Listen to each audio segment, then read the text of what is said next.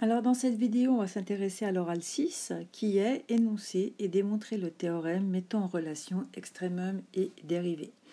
Donc dans un premier temps, on va définir ce que c'est un extrémum d'une fonction. Ensuite, on donnera le théorème qui met en relation l'extrémum et la dérivée. On le démontrera.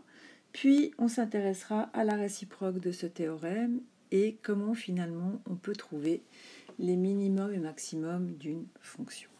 Alors on va considérer une fonction f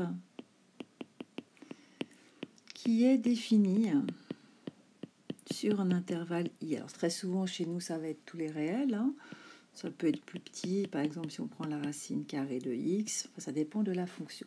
Donc généralement on va dire qu'elle est définie sur un intervalle i. Alors on dira que f admet un maximum local en x égale u s'il existe un voisinage v de u où f de x est plus petit ou égal à f de u pour tout x appartenant à ce voisinage. Et excusez-moi, voisinage, il y a un seul n. De la même manière, on dira que f admet un minimum local en x égale w s'il existe un voisinage v de w où cette fois les images de x seront forcément plus grandes ou égales à l'image de w pour tout x appartenant à ce voisinage. Donc f de u, ça sera le maximum local, ce sera un maximum local de la fonction, et f de w, ce sera un minimum local de la fonction.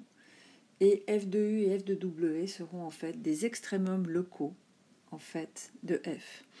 Alors pour illustrer ça, on va peut-être faire un dessin. Donc on va considérer une fonction. Hop. Voilà, une fonction que vous connaissez assez bien, qui sont en général des fonctions cubiques. Ça c'est la fonction f. Eh bien, on voit assez facilement que ce point-là représente un maximum local de la fonction et que ce point-là, c'est un minimum local de la fonction. Eh bien, ce point sur le graphique, c'est un point du plan. Donc, il a deux coordonnées. C'est u f de u. Et pour le minimum, c'est la même chose. Sa première coordonnée, ça sera w. Et sa deuxième coordonnée, là, je ne sais pas si je serai très droite, mais c'est f de w. Donc, si on prend un voisinage autour de u, par exemple, on peut prendre ce voisinage-là, c'est tous les x qui sont ici. Eh bien, si on regarde les images de tous ces points,